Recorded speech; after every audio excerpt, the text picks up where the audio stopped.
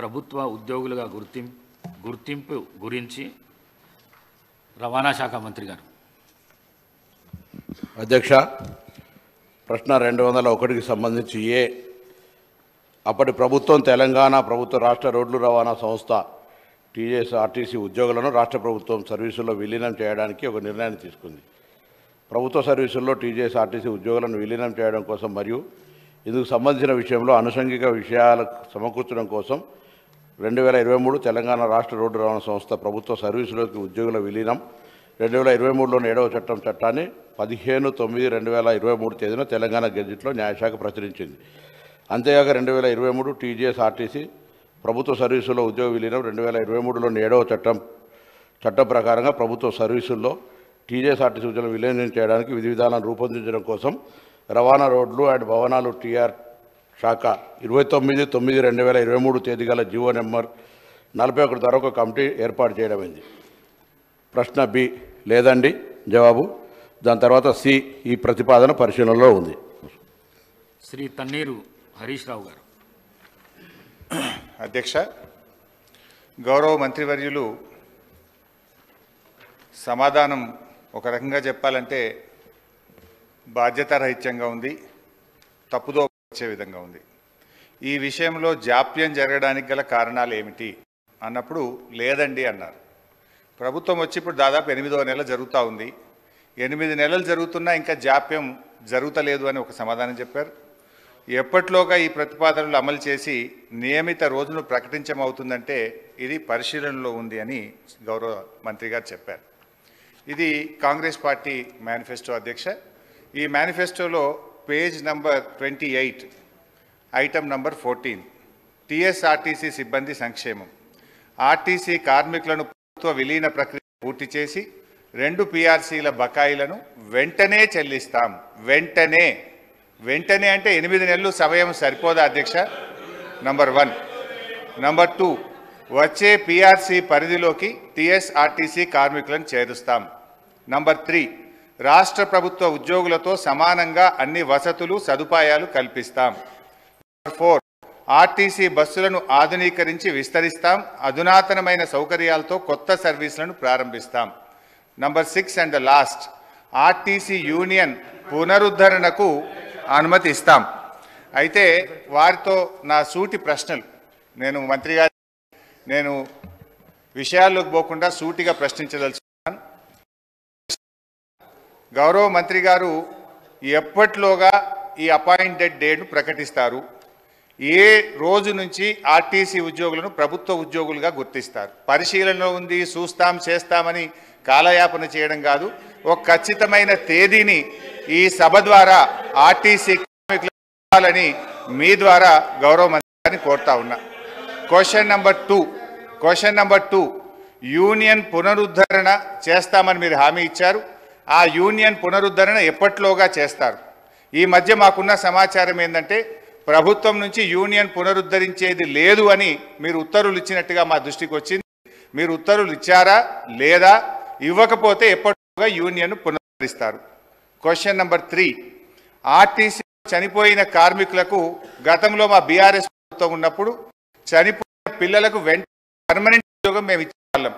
కానీ ఈ ప్రభుత్వం వచ్చిన తర్వాత పర్మనెంట్ ఉద్యోగం తీసేసి బ్రెడ్ కన్సాలిడేటెడ్ పే కేవలం 15,000 రూపాయల జీతం ఇచ్చి 3 ఏళ్ళు 15,000 జీతానికి పనిచేస్తే అప్పుడు పర్మనెంట్ చేస్తామని చెప్పి ఇలా చనిపోయిన కార్మికులకు మీ ప్రభుత్వం అన్యాయం చేసిన మాట వాస్తవమా? ఇది ఎందుకు తెచ్చారు? గత ప్రభుత్వం లాగా చనిపోయిన కార్మికుల పిల్లలకు వెంటనే రెగ్యులర్ ఉద్యోగం ఇవ్వాలని అడుగుతా ఉన్నాను. నంబర్ 3.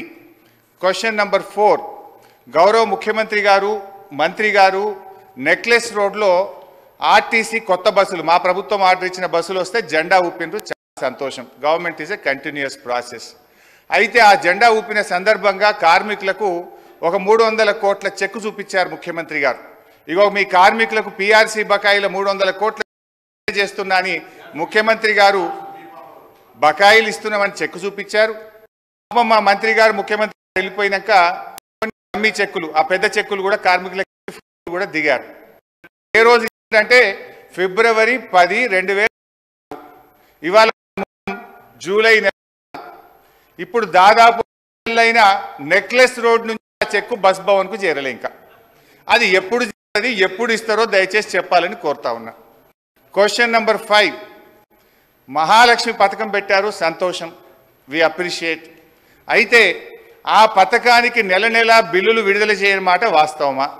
మహాలక్ష్మి పథకం కింద రాష్ట్ర ప్రభుత్వం ఆర్టీసీకి ఇవ్వాల్సిన నిధులు ఎన్ని, ఇప్పటి వరకు ఇచ్చిన ఎన్ని, ఇవ్వకపోవడం వల్ల కార్మికుల యొక్క పిఎఫ్ మరియు సిసిఎస్ డబ్బులు మళ్లించి కార్మికులకు జీతాలు ఇచ్చిన మాట వాస్తవమా? ఆ నిధులు ఎప్పట్లోగా ఇస్తారో సూటిగా చెప్పాలి.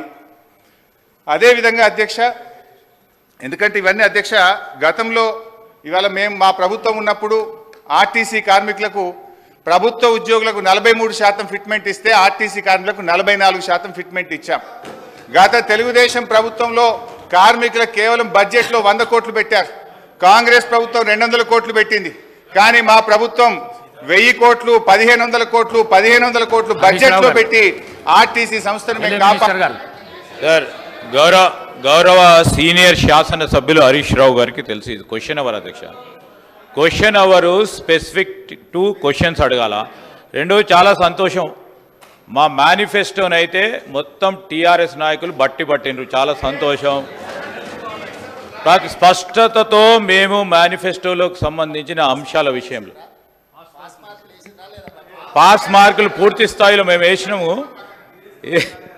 ఈరోజు నేను కోరుతా ఉన్నా అధ్యక్ష, I request honourable members also through your chair.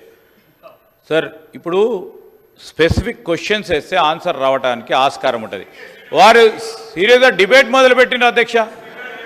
10 questions ఉన్నాయి, మీరు 11 o'clock వరకే సమయం ఇచ్చిండ్రు, 11 గంటల వరకే సమయం ఇచ్చిండ్రు. మీరు మంత్రులు కూడా మాట్లాడాల్సి ఉంటుంది కదా అధ్యక్ష. హరీష్ రావు గారు, మంత్రి గారు ఒక్క నిమిషం కంప్లీట్ చేయండి. సార్, నేను స్ట్రైట్ క్వశ్చన్లు వేసిన మంత్రి గారు తప్ప ఎక్కడ నేను ఆర్టీసీకి సంబంధం లేని విషయమో రాజకీయాల జోలికి పోలేదు. నేను స్ట్రైట్ అడుగుతున్నా.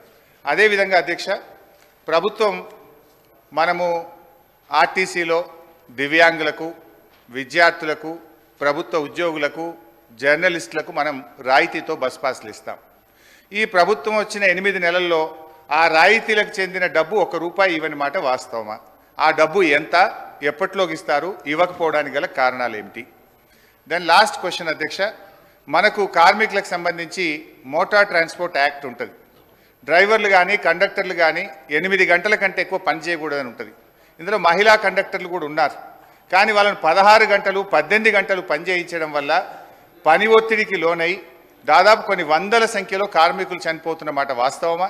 మహాలక్ష్మి పథకం వచ్చిన తర్వాత ఓవర్లోడ్ కావడం ద్వారా పని గంటల భారం పెరిగి దానికి సరిపడా మీరు డ్రైవర్లను కండక్టర్లను నియామకం చేయకపోవడం వల్ల ఒక్కొక్కరు 16 గంటలు 18 గంటలు పనిచేసి కార్మికులు ఇబ్బంది పడుతున్న విషయం ప్రభుత్వం దృష్టికి వచ్చిందా? దానికి అనుగుణంగా కండక్టర్ల డ్రైవర్ల నియామకం ఎప్పట్లోగా చేస్తారు. సో మళ్ళీ ఒకసారి ఫైనల్గా దయచేసి మేము ప్రభుత్వాన్ని రాజకీయాలకు పోకుండా వెంటనే ఆర్టీసీ ఉద్యోగులను ప్రభుత్వ ఉద్యోగులుగా గుర్తించే ప్రక్రియ ఏర్పాటు చేయాలని, దాని స్పెసిఫిక్ డేట్ ఇచ్చి ఈ రాష్ట్రంలో ఎంతో ఆశలతో ఎదురు చూస్తున్న ఆర్టీసీ ఉద్యోగులకు ఈ సభ ద్వారా తీపి కబురు అందించాలని మీ ద్వారా ముఖ్యమంత్రి గారిని, మంత్రి గారిని కోరుతున్నా. శ్రీ వేముల ప్రశాంత్ రెడ్డి గారు.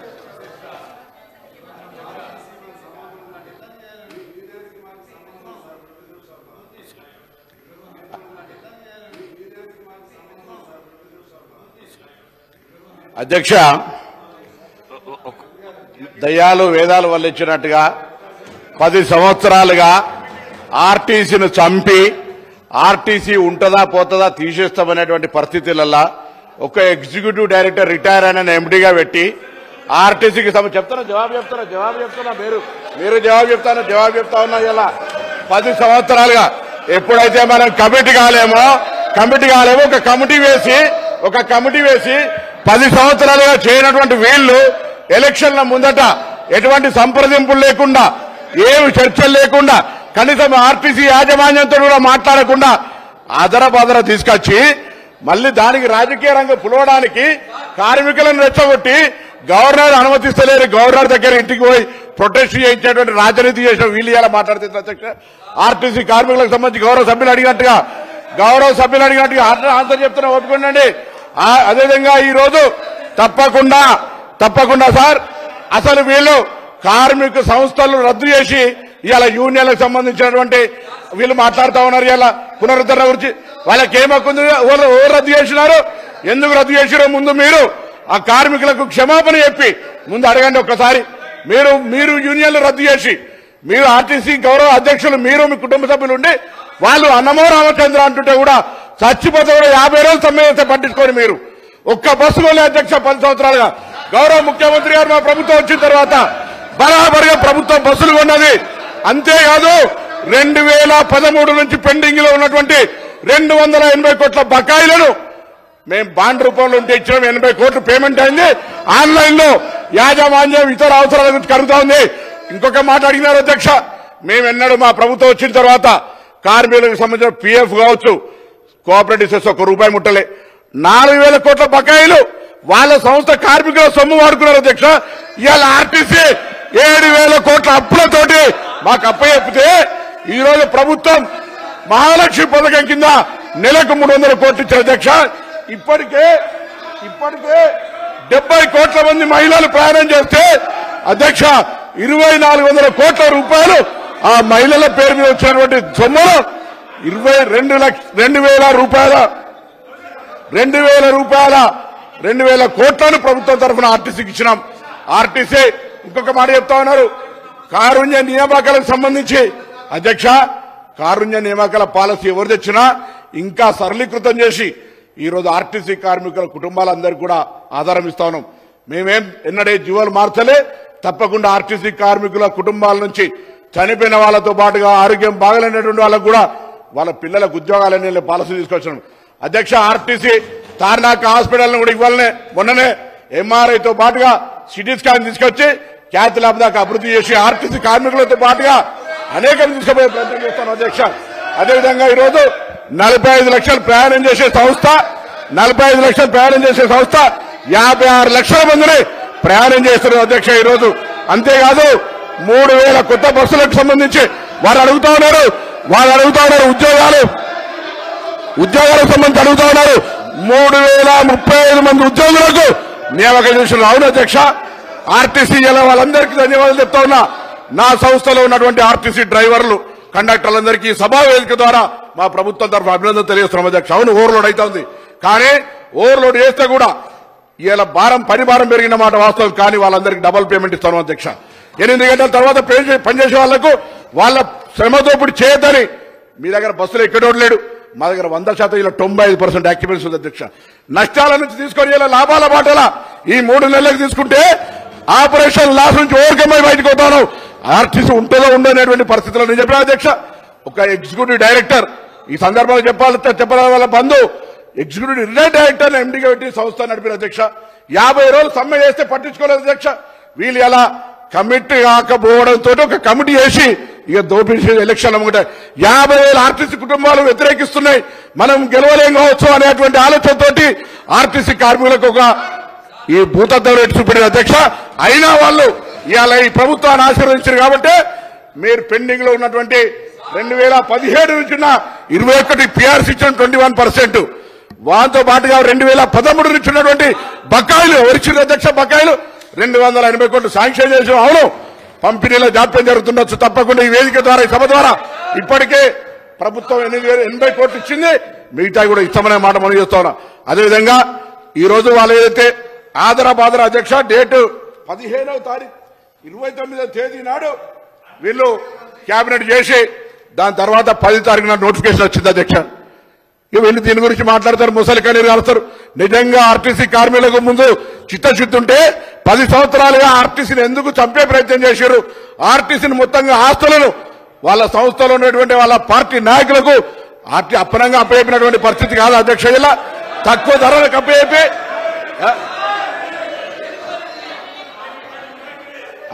మీ శాసనసభ్యులకు ఆనాడు మీ ఇష్టం ఉన్నట్టుగా ఆర్టీసీ ఆస్తులు ఇచ్చుకున్నటువంటి పరిస్థితి కాదు అధ్యక్ష. ఈ రోజు ఇటువంటి పరిస్థితులలో గౌరవ సభ్యులు ఆనాడు ఆర్టీసీల సంక్షేమానికి కృషి చేస్తా అని పాపం ఆయన మాట ముఖ్యమంత్రి గారు వినకపోతే ఇటు ఆర్టీసీ కార్మికుల ఒత్తిడి అటు పెట్టి ఆఖరికి సంఘాలనే బద్దు చేసినటువంటి వీళ్ళు ఇలా వీళ్ళు మాట్లాడితే ఎట్లా అధ్యక్ష? అందుకే తప్పకుండా మా ప్రభుత్వానికి ఆర్టీసీ సంక్షేమం, ప్రజల రవాణా సౌకర్యం, ఆ విధంగా కార్మికుల సంక్షేమం మా బాధ్యత. మేము ఈ 3 అంశాలను స్ఫూర్తిగా తీసుకొని ఎక్కడ కూడా ఆర్టీసీకి అన్యాయం జరగకుండా కార్మికులకు సంబంధించి తప్పకుండా భవిష్యత్తులో అన్ని రకాల చర్యలు తీసుకుంటామనేటువంటి మాట మనం చేస్తూ ఈరోజు ఆర్టీసీకి సంబంధించి మాట్లాడే నైతిక హక్కు కూడా టీఆర్ఎస్ పార్టీ శాసనసభ్యులకు, అందులో హరీష్ రావు గారు ఆర్థిక శాఖ మంత్రిగా 5 ఏళ్లున్నాడు. ఆర్టీసీకి ఏ విధంగా సహకారం చేస్తున్నారు కానీ బడ్జెట్ లో 1500 కోట్లు పెడతారు, 400 కోట్లు కూడా ఇవ్వనటువంటి లెక్క మొత్తంగా వారికి నేను లిఖితపూర్వకంగా మీ ద్వారా పంపిస్తా అధ్యక్ష. వీళ్ళు మాట్లాడితే ఎట్లా అధ్యక్ష? ఇవాళ మేము 2400 కోట్లు మహిళా మహాలక్ష్మి కింద ఇచ్చినటువంటి సొమ్ములో దాదాపు 2000 కోట్ల రూపాయలు ఇప్పటికే ఆర్టీసీకి ఇచ్చినాం. 280 కోట్ల బాండ్ రూపంలో 80 కోట్లు ఇచ్చినాం. 21% పీఆర్సీ 35 కోట్ల అదనం భారం పడుతున్నా ఇలా ఆర్టీసీ మేము నిర్ణయం తీసుకున్నాం. భవిష్యత్తులో అన్ని రకాల ఆర్టీసీ సంక్షేమానికి సంబంధించి నిర్ణయాలు తీసుకున్నాం. అధ్యక్షులు ఒకసారి వాళ్ళు అడగండి. ఇవన్నీ మాట్లాడిన వాళ్ళు వాళ్ళ ఆర్మూర్ ఎమ్మెల్యే జీవన్ రెడ్డి గారు, వాళ్ళ ఆనాడు ఉన్నటువంటి ఎంపీ లేదా ఇంకొక గతంలో ఉన్నటువంటి ఎంపీ ఇవన్నీ తీసుకున్న ఆస్తులు ఆనాడు మీకేమనిపించలేదు అధ్యక్ష? ఆర్టీసీ సంక్షేమం ఆనాడు ఎనవలేదా? నేను అన్నిటికంటే ఒక ప్రశ్న అడుగుతా ఉన్నాను వీళ్ళను.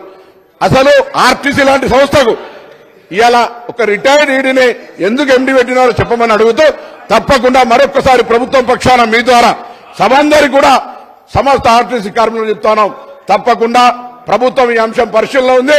వాళ్ళు కమిటీ కాక ఒక కమిటీ చేసి జాప్యం చేసి ఉండొచ్చు. మేము దాని మీద చర్చల ప్రక్రియ ఇతరత్ర కార్యక్రమాలు తీసుకుంటా ఉన్నాం. తప్పకుండా దానికి సంబంధించి ఆర్టీసీ కార్మికులకు ఎక్కడ కూడా ఇబ్బంది లేకుండా ఉండే విధంగా చర్యలు తీసుకుంటామనే మాట సందర్భంగా మనం చేస్తా ఉన్నాం. శ్రీ వేముల ప్రశాంత్ రెడ్డి గారు, వేముల ప్రశాంత్ రెడ్డి గారు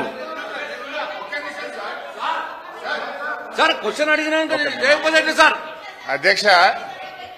అధ్యక్ష ఇప్పుడు నేను ఆయన నాకు మంత్రి గారు నాకు క్వశ్చన్లు ఇస్తుండు, మరి ఆన్సర్ చెప్పమంటే చెప్తాను.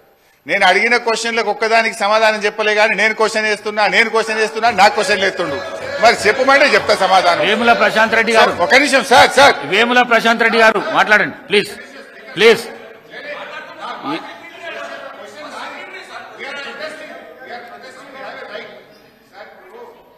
గంగుల కమలాకర్ గారు, శ్రీ గంగుల కమలాకర్ గారు.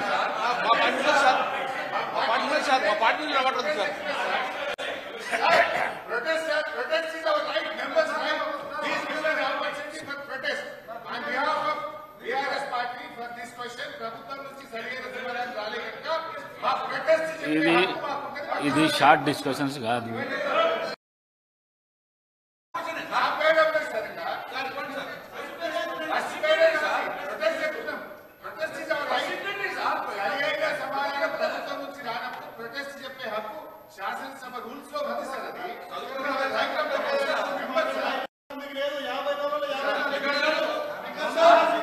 ఎల్ఏ మినిస్టర్ గారు,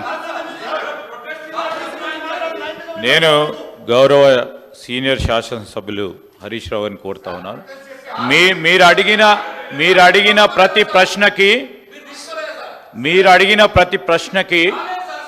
గౌరవ ట్రాన్స్పోర్ట్ మినిస్టర్ గారు స్పష్టంగా కులంకుశంగా జవాబు చెప్పడం జరిగింది.